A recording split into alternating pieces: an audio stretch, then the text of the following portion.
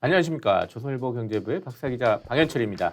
이 시간은 받으면 많이 버는 방현철 박사의 머니머니입니다. 투자전략 전문가, 자산운용 전문가, 그리고 증권가의 고수들을 모시는 시간입니다. 오늘은 장재철 KB국민은행 수석 이코노미스트와 함께 이야기를 나눠보도록 하겠습니다. 안녕하세요. 네, 안녕하십니까. 네, 장재철 수석 이코노미스트, 아시는 분은 또 아시고 모르시는 분은 또 모르시니까 짧게 소개해드리면요. 일단 워싱턴대에서 경제학 박사 받으시고요. 삼성경제연구소 연구원 하셨고, 시티그룹, KB증권에서 또 수석 이코노미스트 이런 걸 지내셨고, 현재는 KB국민은행에서 자본시장그룹 본부장 맡고 계시면서 수석 이코노미스트 역할을 하고 계십니다. 예. 오늘 우리가 이제 해볼 얘기는 요새 투자자들 관심 굉장히 많은데 미국 경제가 과연 침체냐 아니냐 이 얘기를 좀 해보려고 합니다.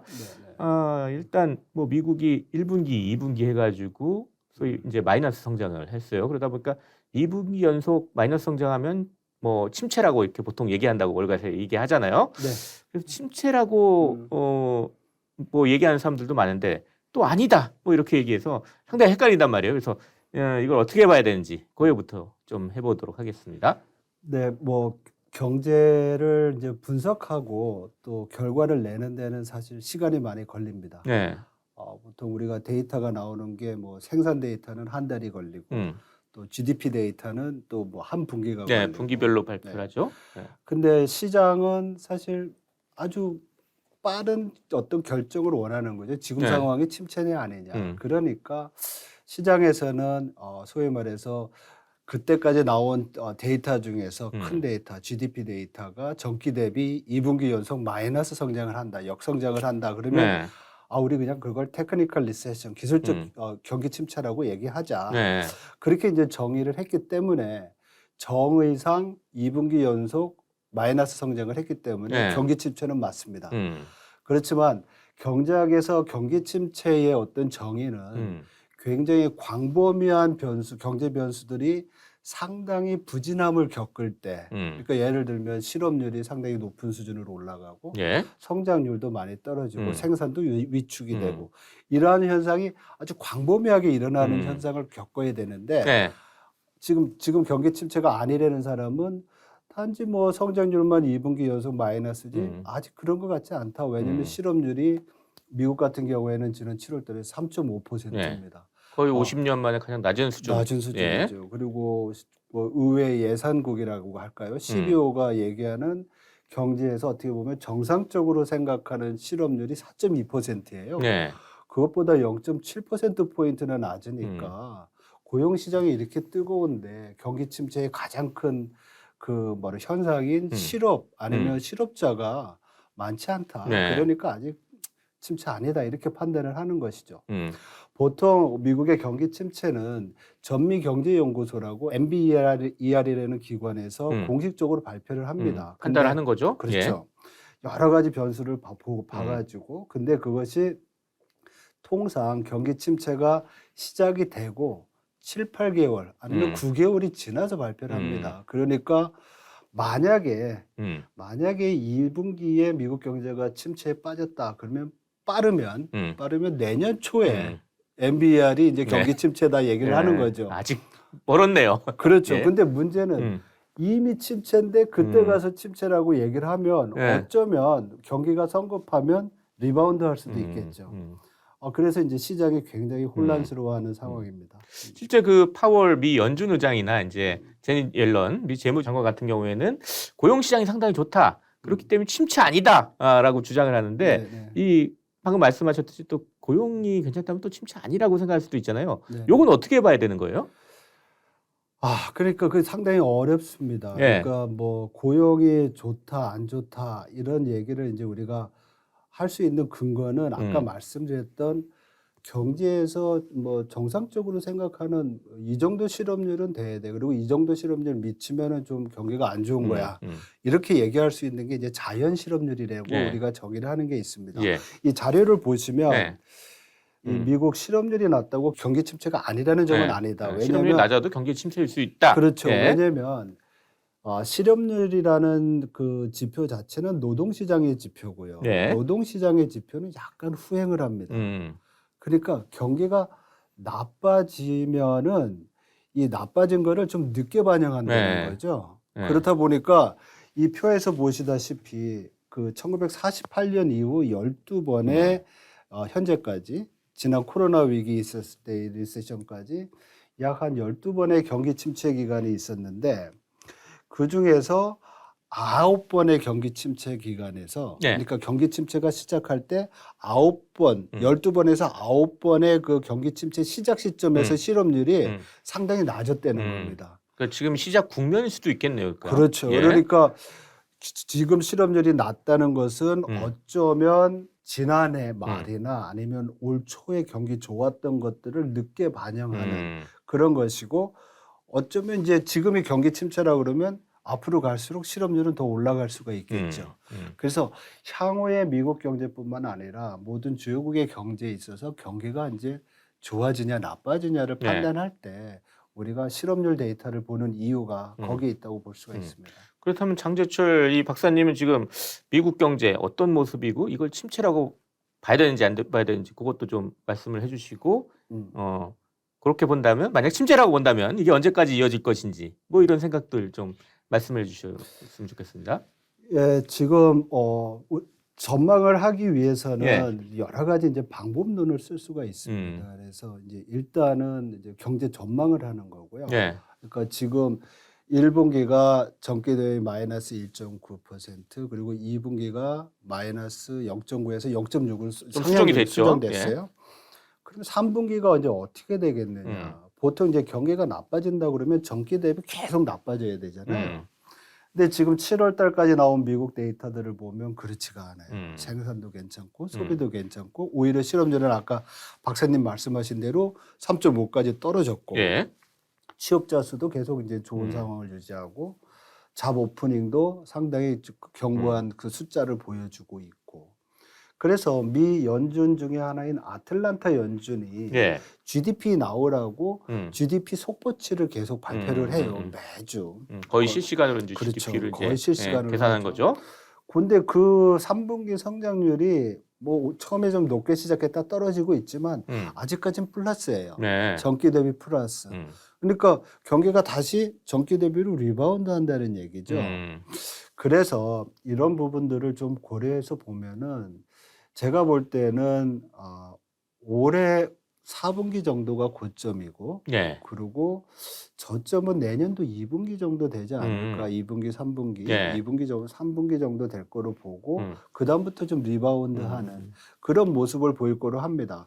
왜냐하면 이제 보통 이 경기 침체라는 우리가 그 상황을 어떻게 보냐면 이 비즈니스 사이클이라고 합니다. 경기 순환, 경기 순환에서 경기 침체는 고점에서부터 저점까지 얘기됩니다. 그러니까 사이클이 굉장히 좋을 때, 그러니까 거의 뭐 경기 호황의 끝점, 거기서부터 경기가 아주 나쁠 때까지입니다. 근데 경제학적으로 리세션은 고점에서 이 중간 부분까지입니다. 후퇴기. 이 후퇴기에는 경제 성장률이 둔화가 되는 거예요. 마이너스, 그러니까 6%에서 뭐 2%, 1%. 그렇지만 이 중간 부분을 지나가면 이게 이제 마이너스로 들어가는 거죠.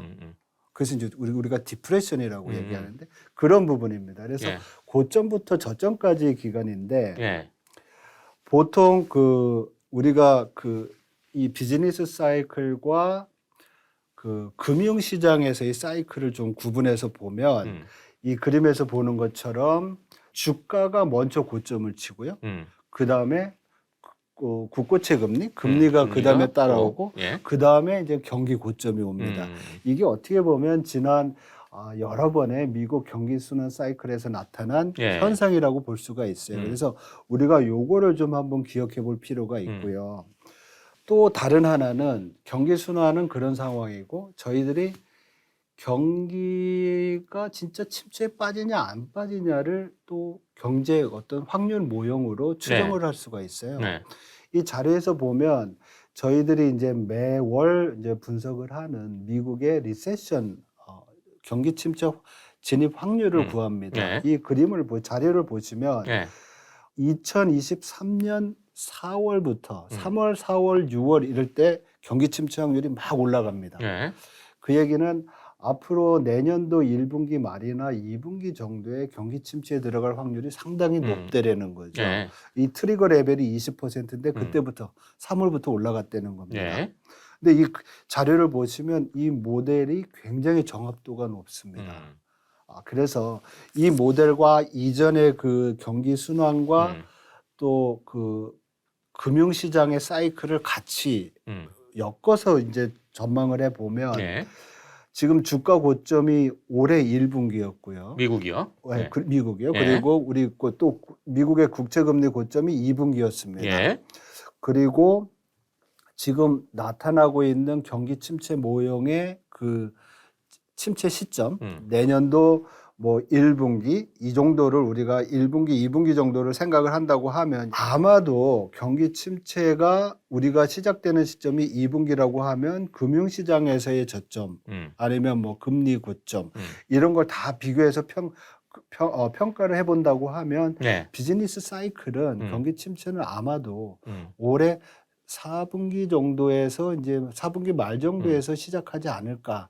이렇게 4분기 말서부터 진입을 해서 네. 1분기, 2분기 가지고 가서 이때 이제 저점을 찍고 올라가는 네. 그런 모습이 아닐까 이런 생각을 합니다. 그럼 2분기 정도만 침체한다고 그러면 상당히 좀 짧은 침체 아니에요? 그러니까 예. 이제 미국에서 뭐 썸머스도 그렇고 아니면 많은 사람들이 이번 경기 침체는 굉장히 쉘로우할 거다.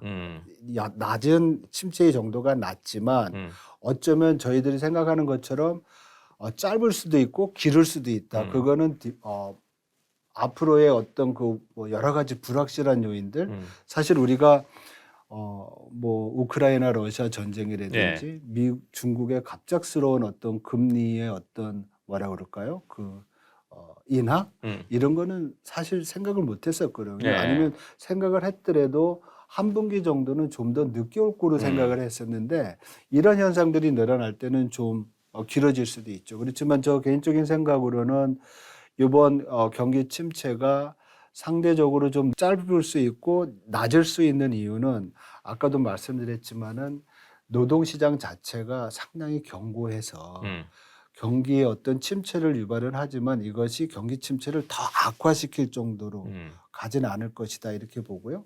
두 번째로는 올해까지는 각국 나라들의 정부가 재정 정책을 굉장히 좀 자제를 했어요. 네. 그렇지만 내년부터는 특히 미국 같은 경우에는 기존에 있었던 여러 가지 인프라스트럭처에 대한 지출이라든지 뭐 인플레이션 리덕션 액 이런 거 있었잖아요. 인플레이션 억제 법이요. 대처법 예. 이런 거를 감축법. 통해 이런 것들 통해 가지고 경기 부양 효과가 나타날 것으로 보여서 그 침체 정도도 낮고 길지는 않을 것이다. 그래서 경기 사이클 자체는 내년도 하반기 되면 리바운드 할 것이다. 이렇게 보고 있습니다. 그럼 약간 주가는 그 더 전에 움직일 수도 있겠네요. 그렇죠. 그런 네. 면에서 보면 지금 이제 어떻게 보면 경기 침체가 아직 안 왔다는 점에서 베어마켓 랠리 가능성이 높다고 볼 수도 있고요. 네. 그리고 그렇다고 이게 만약에 베어마켓 랠리라고 하면 지금보다 더 주가가 낮아질 수 있는 상황을 우리가 대비를 해야 된다. 실제 침체는 뭐 올해 연말부터 시작될 수 있으니까 예. 더 떨어질 가능성도 있고 그러니까 그런 거 대비를 하면서 좀 시장을 봐야 되겠다. 네, 이렇게 네, 좀 네. 이해를 하면 되겠습니다. 네네. 우리 인플레이션 얘기로 좀 넘어가 보죠. 지금 결국 이제 핵심 이 경기 침체까지 뭐 이 얘기가 나오게 된 핵심은 연준이 금리를 올리는 건데 연준이 금리를 올리는 거는 인플레이션이 높아가지고 이제 금리를 올린 거 아니에요. 네, 그렇죠. 이 인플레이션은 어떻게 봐야 될까요? 지금 뭐 피크아웃 한다는 얘기도 있고 이제 뭐 피크아웃 해봤자 뭐 계속 고공은 행진한다는 얘기도 있고 그런데요. 네. 뭐 이미 이제 미국 CPI나 헤드라인 인플레이션 자체는 피크아웃 한 것 같아요. 네. 9%에서 8%대로 내려왔기 때문에 그리고 더 중요한 것은 뭐 IEA나 여러 가지 그 유가 전망 기관들이 올해 3분기, 4분기 내년으로 갈수록 유가가 이제 좀 내려올 거로 보고 있습니다. 최근에 그 유가 상승이 뭐 인플레이션을 높인 거는 뭐 우리가 다 알고 있는 사실이고요. 네. 거기에 이제 다른 요인이 있다 그러면 공급망 이슈들, 중국이랑 많이 관련이 있겠죠. 네. 그리고 네. 또 러시아, 우크라이나 전쟁 이슈들. 그리고 나머지는 이제 어떻게 보면 경기 회복되면서 있었던 그런 인플레이션입니다. 그래서 네. 이제 박사님께서 질문하시기를 인플레이션이 높은 이제 어떻게 되겠느냐. 그러면 우리가 지금 말씀드렸던 이 세 가지 컴포넌트가 어떻게 될 것인가를 보면 이제 결론이 나겠죠. 네. 그래서 보면 이제 첫 번째로 말씀드렸던 유가에 대해서는 이제 내려올 거니까 네. 기저효과에 의해서 물가 안정 요인이 될 것이다. 네. 그리고 공급망 이슈 자체는 사실 그 곡물이라든지 아니면 에너지원 이런 부분이 이슈가 있었는데 지금 많이 좀 완화되고 있는 네. 부분이고요. 곡물가 많이 떨어졌어요. 또. 그렇죠. 예. 거기에 이제 다른 공급망 요인으로서 이제 중국에서 생산이 돼서 나오다가 뭐 미중 무역 갈등이라든지 아니면 지금 코로나 이슈 때문에 네. 묶였던 것들 이런 것도 중국이 뭐 제로 코로나 정책을 계속 쓰고는 있지만은 이제 점진적으로 완화하고 있고 네. 그런 부분도 아주 빠르지는 않지만 완화될 수가 어쨌거나 있다. 완화 예. 요인으로. 그러면 이제 이 두 가지 요인이 정도의 네. 차이는 있지만 완화될 네. 것이다. 그러면 이제 수요. 수요 요인이잖아요. 수요 요인은 확실히 연준이 금리를 올리고 있기 네. 때문에 어쩔 수 없이 네. 약간 경기 올리고 위축 있기 얘기도 때문에 들어오고 아까 말씀하셨듯이 침체 얘기도 그렇죠. 나오고. 그러면 이제 네. 수요가 줄으니까 물가는 내려가겠죠. 그러면 이제 지금은 이제 피크아웃 할 때는 이제 그 증거는 되겠고요. 예. 그러면 이게 얼마나 빨리 내려오겠느냐. 근데 우리가 이제 매일 경제 언론에서 배우는 게 뭡니까? 물가는 경직적이다, 네. 스티키하다. 네. 한번 올라가면 잘 안 내려온다. 그렇죠. 네. 이런 얘기 많이 들었잖아요. 그래서 공급적 요인에 의해서 뭐 공급망이 완화된다고 하더라도 내려올 때는 좀 시간이 걸릴 것이다. 그래서 연준도 내년에 물가 상승률을 3%대로 보고 있어요. 그러니까 3%면 지금 목표는 2%인데 사실 3%대로 보고 있는 거죠. 그러니까 그렇죠. 실제로 나타나는 거는. 그렇죠. 네. 3%라면 평균이 3%니까 위로 아래로 보면은 뭐 4%도 될 수 있고 밑으로 2%도 갈 수 예. 있는데 연준의 입장에서는 상당히 불안하죠. 예. 그래서 물가는 내려올 거지만 상당히 이제 스티키할 것이다. 그리고 이런 걸 좀 많이 두려워하는 이유가 연준이 그렇게 전망을 해도 네. 굉장히 요즘에 매파적으로 발언을 하잖아요. 그래서 최근에는 7월 FOMC 끝나고 난 다음에는 내년도 금리 인상 기대가 완전히 죽었어요. 왜냐하면 연준이 물가에 대한 불안을 계속 강조했기 때문에 네. 그중에 이제 하나가 물가가 올라가면 앞으로도 물가가 계속 올라갈 거야. 소위 이제 기대 인플레이션이 생기게 되고 기대 인플레이션이 생기게 되면 내가 이렇게 내 번 거로 이제는 몇 개 못 사니까 더 많이 월급을 받아야 되겠어. 네. 그러면서 이제 임금이 임금이 또 올라가잖아요. 예. 임금이 올라가면 기업 입장에서 보면은 마진이 주니까 이거는 가격을 올려서 또 보충을 해야 되잖아요. 그래서 물가가 기대 인플레이션을 올리고 임금을 올려서 임금이 다시 물가를 올리는 이 소위 말해서 이 악의 사이클이라고 하거든요. 예. 이게 형성되는 걸 상당히 두려워하는 거죠. 그래서 제가 생각할 때는 연준이 뭐 9월 달에 자이언트 스텝 75bp 금리를 인상하지 않고 50bp를 인상하더라도 네. 이 기대 인플레이션을 컨트롤해서 임금을 좀 잡기 위해서라도 이 언사 이 레토릭 자체는 말하는 것 자체는 상당히 강하게 얘기를 하고 이게 상당히 오래 갈 수 있다. 이렇게 볼 수 있을 것 같아요. 그렇다면 그 미국의 금리는 어디까지 올라갈까요? 지금 뭐 연준이 얘기하는 거는 뭐 연말에 3.4, 뭐 또 내년에 3.8 이런 정도 이제 평균적으로 제시를 했는데 일부 연준의 지역 연방은행 총재들은 뭐 올해 연말에 4% 가고 4% 가고. 내년도 4% 넘어가야 된다 뭐 이런 얘기들 하는데요. 거기에 대해서는 이제 뭐 이코노미스트로서 여러 가지를 생각하게 됩니다. 예. 왜냐하면 이 제로 금리였었거든요. 정책 금리 하한이 0%고 상한이 2.5였다가 올해 말에 상한이 4%가 된다?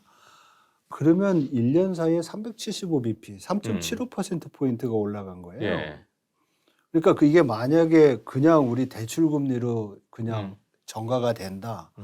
그러면 상당한 부담이죠. 그렇죠. 네. 예. 그래서 제가 볼 때는 이 자체가 맥시멈 뭐 지금 3.75 아니면 내년까지 해서 4%까지 간다고 해도 미국 경제의 경기 침체 확률은 엄청 많이 높아질 것 같아요. 지금은 뭐 30%, 40%지만 예. 만약에 연말에 이게 4%까지 가면 음.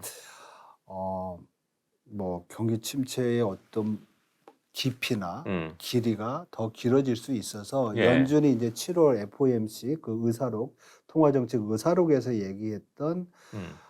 excessively 그러니까 과도하게 경기를 죽일 수 있는 그런 상황으로 가는 건 아니겠느냐에 예. 대한 우려가 현실화될 가능성이 있죠. 음. 그리고 두 번째로 이제 4% 이상의 금리에 대해서 제가 약간 좀 회의적인 것은 통화 정책이 지금 연준이 쓰고 있는 통화 정책이 뭐 연방기금 금리라는 정책 금리뿐만 아니라 예. 9월 달부터 또 이제 2배로 늘릴 양적 긴축이 네, 있잖아요. 또 있죠. 연 예. 950억 달러. 양적 긴축이 되면은 네. 일부 분석에 따르면 그 양적 긴축이 늘어나는 것만큼의 소위 말해서 금리 인상 효과가 네. 0.5에서 0.75% 예, 포인트라고 예. 그래요. 예. effectively 실질적으로. 그러니까 연방기금 금리는 지금 이 수준이라고 하더라도 9월 달에 소위 밖에 있는 유동성을 끌어들이면 네. 연방기금 금리가 실질적으로는 밖에서 체감할 때는 0.75까지도 더 많이 올라갈 수 걸로. 있다는 거죠. 예. 근데 거기에 지금 전 세계가 달러 강세로 몸살을 앓고 있습니다. 네. 우리나라도 지금 뭐 환율이 달러당 지금 1,300 뭐 40원이냐 50원이냐에 대해서 고민을 하는데 이 달러 강세가 되면 지금 정도 연초 대비 뭐 한 지금 몇 퍼센트죠? 10% 이상 이제 높아졌다고 하면 네. 이것이 정책금리 인상 효과가 0.5% 포인트라는 거예요. 그러니까 지금 정책금리를 이만큼 올려놔도 달러 강세와 양적 긴축에 의해서 맥시멈 1.25%가 더 높은 상황인데 네. 여기다가 연방기금 금리를 더 올린다?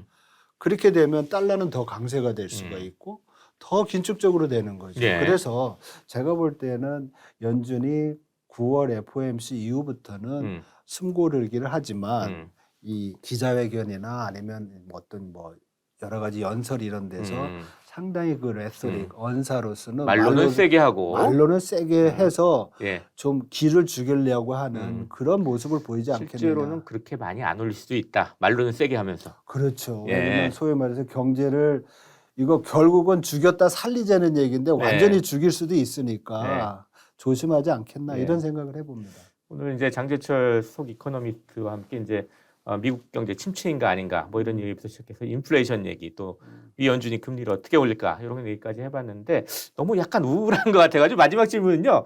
약간 투자자들이 생각할 때 어차피 이제 바닥은 올 거 아니에요 언젠가. 그 바닥을 대비한 어떤 투자 아이디어는 어떤 걸 좀 가지고 있어야 될까? 요걸 좀 마지막 질문으로 드리고 마무리하도록 하겠습니다. 뭐 이코노미스트가 이 투자 얘기는 잘 안 합니다. 왜냐면은 그렇죠. 이코노미스트는 완전 리스크 오버서 가지고요. 리스크 회피 잘해서 뭐 제 동료들도 이렇게 보면은 뭐 투자 뭐 하냐 그러면은 우리 그냥 다 예금만 하고 있어. 막 그럽니다. 그렇지만 지금 말씀드렸듯이 이제 사이클이 경기에 따른 사이클이 있기 때문에 너무 비관적으로 생각할 필요는 없고요. 그리고 이제 타이밍이라는 게 중요할 것 같습니다. 그리고 지금 글로벌 경제는 코로나 위기 이후에 소위 말해서 우리가 맨날 얘기했던 뉴 노멀이 진짜 시작되고 있다고 생각이 듭니다. 그게 이제 4차 산업혁명이고 바이오고 또 뭐 전기, EV 뭐 여러 가지 새로운 산업들이 전기차요. 나오잖아요. 그리고